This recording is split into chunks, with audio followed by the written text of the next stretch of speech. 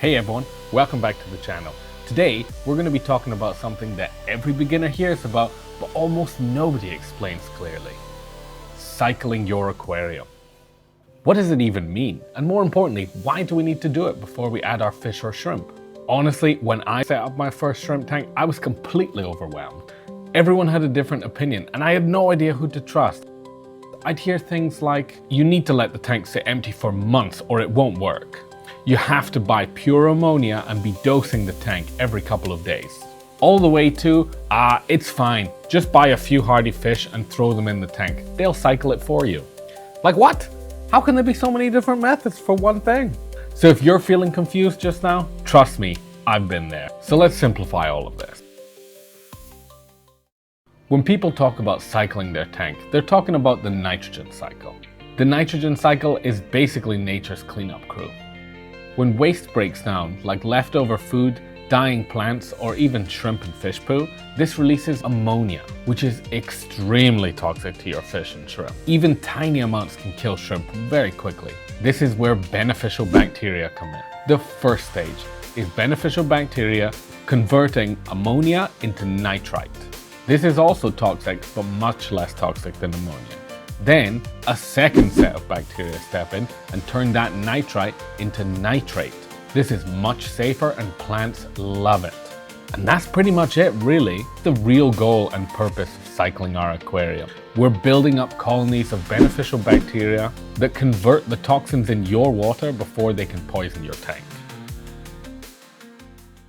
Now that I understand the goal is building a colony of beneficial bacteria, the way I cycle my tank has changed a lot. What I like to do now is take one of the sponges from the filter of an established aquarium and squeeze all that nasty brown looking gunk into our new tank. I know, it looks horrible and messy, but trust me, it's full of beneficial bacteria and helps kickstart the cycle in your tank. Then I'll add some plants, normally a piece of Java moss.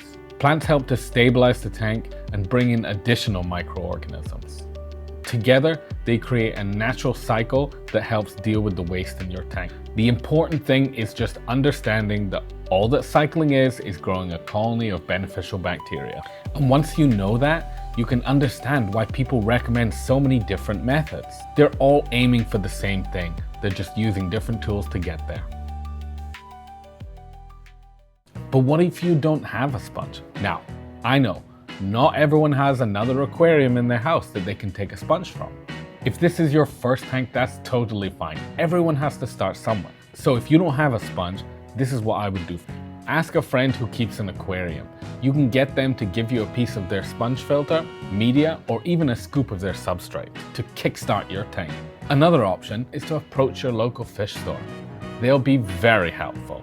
And trust me, if you ask them nicely, I'm sure they'll help you out and give you a piece of filter media that you can use to kickstart your tank.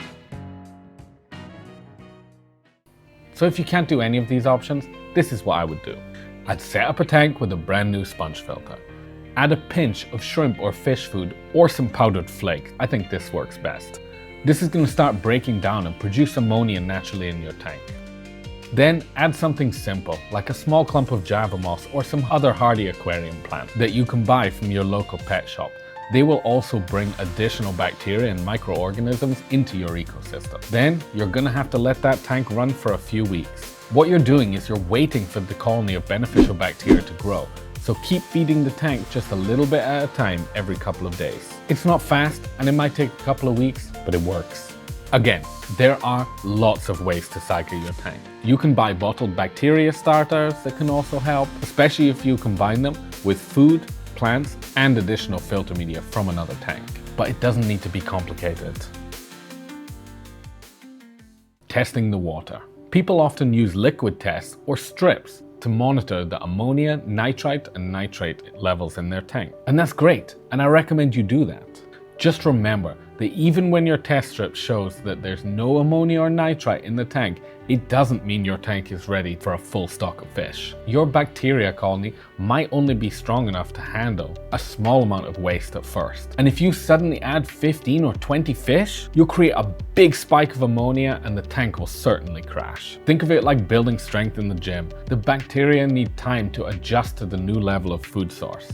slow and steady stocking of an aquarium is always the safest way to go. Okay, now let's talk about something super important for shrimp. Algae and biofilm are your friend. You'll see a lot of fish keepers telling you to clean all that algae off your tank and make it spotless and clean. And that's great for what they're doing. But when it comes to shrimp, shrimp love algae and biofilm. Shrimp don't just want a cycled tank. Shrimp want a seasoned tank. That means a tank that's been running long enough to grow algae, biofilm, and lots of microorganisms. When baby shrimp are born, they don't search for food.